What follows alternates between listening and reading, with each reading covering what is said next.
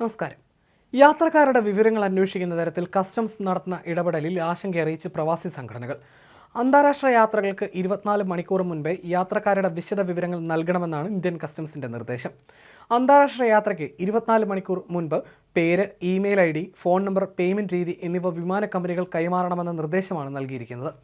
April മുതൽ ഇവ കർശനമായി നടപ്പാക്കി തുടങ്ങുമെന്നും അറിയുന്നു. ഇക്കാര്യത്തിലാണ് ഷാർജ ഇന്ത്യൻ അസോസിയേഷൻ ആശങ്ക അറിയിച്ചിരിക്കുന്നത്. ഇത് സ്വകാര്യത ലംഘനവും പ്രായോഗിക ബുദ്ധിമുട്ടുകളും ചൂണ്ടിക്കാട്ടി ഷാർജ ഇന്ത്യൻ അസോസിയേഷൻ പ്രധാനമന്ത്രിക്ക് നിവേദനം നൽകി.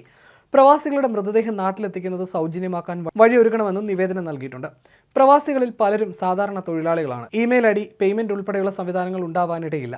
അറിവില്ലായ്മ കൂടിയാവുന്നതോടെ യാത്ര മുടങ്ങും. നടപടികൾ ലളിതമാക്കണം. ഇമെയിൽ ID, പേയ്മെന്റ് രീതികൾ ഉൾപ്പെടെ വിവരങ്ങൾ നൽകുന്നത് സ്വകാര്യതയെ ബാധിക്കും. സ്വകാര്യത ലംഘനം ഇല്ലെന്ന് ഉറപ്പാക്കണം. ശേഖരിക്കുന്ന വിവരങ്ങൾ കുറയ്ക്കണം. പെട്ടെന്ന് വേണ്ടിവരുന്ന യാത്രകളെയും ഇത് ബാധിക്കും. നാട്ടിലെ അടിയന്തര ആവശ്യങ്ങൾക്ക് വേണ്ടി യാത്ര ചെയ്യുന്നവർക്ക് ഇത് തടസ്സമാകും. 24 മണിക്കൂർ മുൻപ് വിവരങ്ങൾ നൽകാനാകില്ല. അടിയന്തര യാത്രകളെ ഒഴിവാക്കണമെന്നതുമാണ് ആവശ്യം.